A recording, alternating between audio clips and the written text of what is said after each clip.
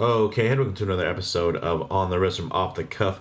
Today we'll be comparing two straps available from the Synchron Group. A little bit about them. They were actually founded back in 1993 out of Vienna, Austria, and are responsible for the revival of both the Tropic and ISOfrane strap brands, as well as watch brands like Aquadive.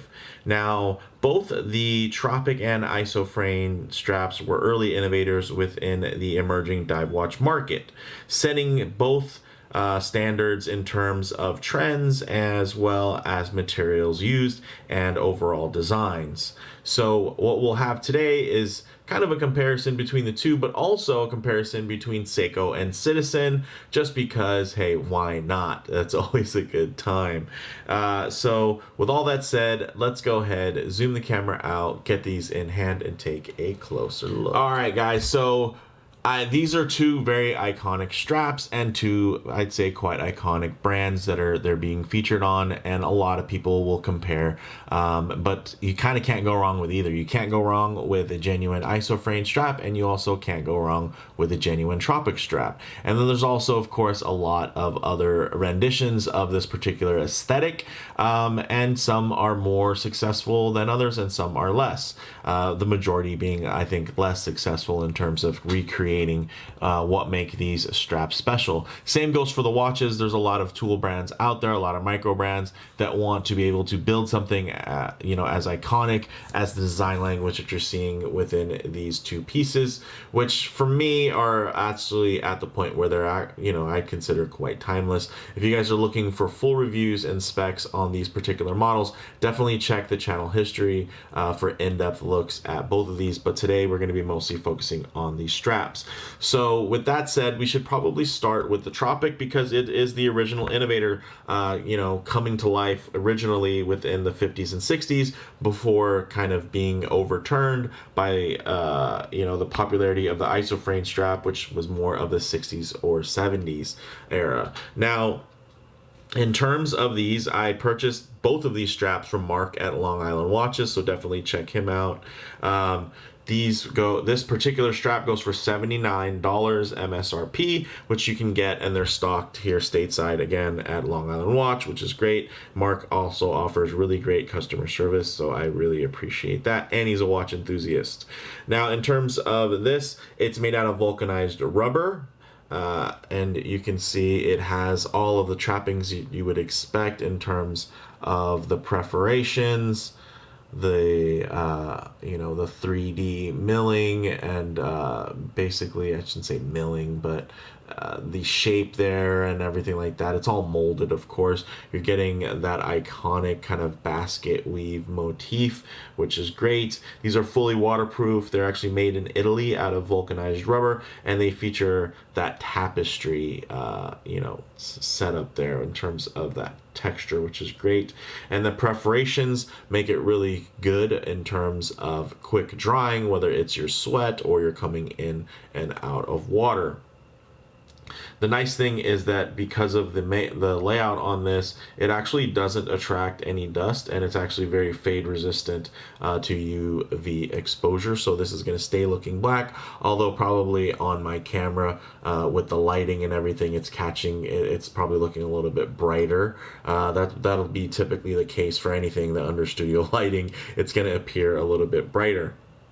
This is available in both 20 and 22 millimeter lug widths, and I really enjoy these. And then in terms of the updates, the 22 millimeter model seen here actually kind of already led the way in terms of updates for Tropic, but now if you wanted to buy this in a 20 millimeter option, it'll have a similar rolled edge here, as well as this really nicely done multi-finish milled buckle, which is great. It's even the little finger there is milled, and then you're getting, of course, that nice top satin brush, as well as high polished bevels around the outside. So very clean and classic, and definitely ties in to just that old school retro aesthetic, which is very nice and very simple, which I think suit this watch really well.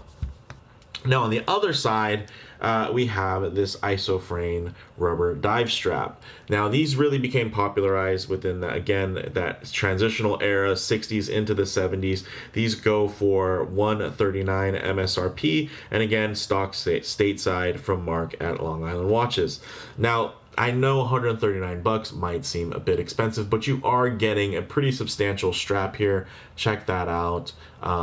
This isn't something that it was, I would say, easy to replicate. I've seen and used and experienced a lot of other straps that really try to get this formula correct in terms of the compound of the rubber that's being used, and I'll say that the ISOfrane strap is again, you can't go wrong with it.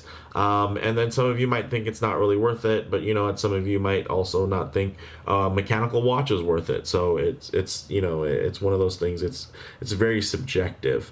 Now, these are also fully waterproof and have a newer rubber compound. So even though it has ISOfrane in the name, it doesn't use like the old school isopropylene type of material. Same goes for the Tropic strap. Now, the original Tropic straps were actually quite stiff, and that kind of gave way to the popularity of the ISOfrane strap because of how supple it was while still being quite rigid in terms of being able to keep that on your wrist in a way that you're keeping this big chunky hunk of metal in terms of a mechanical dive watch really nicely centered and secured on your wrist. So that's where these really got famous, and of course really big on all of these perforations and ventilation for your wrist. Beautifully done, milled and signed on the underside, satin brushed, as well as you can see underneath you do have a lot of texturing done to more so keep it a little bit off your wrist and help pocketize any types of sweat or anything like that. But very clean from that perspective. Also dust resistant. I would say the Tropic does a little bit of a better job of dust resistance, but it might just be the colorway. The blue for me stands out a little bit more and pops, so maybe I notice things on it versus the Tapestry here. Or something gets on there, any types of little particles or anything, your eye might just blend those out and not see them as often. But I will say that compared to some of the cheaper options, especially anything with any level of silicone, these are going to be relatively dust free by comparison. Now, another thing is this is hypoallergenic as well as being quite tear resistant, and then this can actually be something that could be used in extreme heat as well as extreme cold. So you're getting something that's a little bit more capable, again a little bit more robust in terms of the build. This is available in 20 and 22 millimeter lug widths as well, and then it's just really, I'd say it's an iconic look, and it really goes well and suits this type of aesthetic in terms of a dive watch. These are things that they go together. The main thing is trying to find the colors that play well, because in terms of the aesthetics, these really just go. So with that said, let's actually get these on the wrist and see how they wear. Alright guys, as you can see on my 7 1/4 to 7.5 inch wrists, these really wear quite beautifully. The level of pliability there in terms of how soft they are really do help you get a nice tight fit, and it really dials it in, as well as still maintaining enough rigidity to where you can't really flop it around. I'd say, of course, that the ISOfrane is going to do a better job in terms of locking that in. So if you really want something that can be a little bit more rough and tumble, maybe a little bit more tactical, I would say go for the ISOfrane. But if you're going to want something for that classic aesthetic, and maybe in terms of being more versatile design wise, and something you can wear every day, and if you have that kind of old school nature, really ties in to that kind of mid-century aesthetic, I'd say the Tropic is the way to go in terms of versatility outside of sporting. Where here, this is definitely very sports oriented. I mean, this would look very out of place, this type of strap, wearing even business casual. So I mean, not to say that a Tropic rubber strap is going to be right at home, but I'd say you could probably get it to fly with a button up a little bit easier versus here.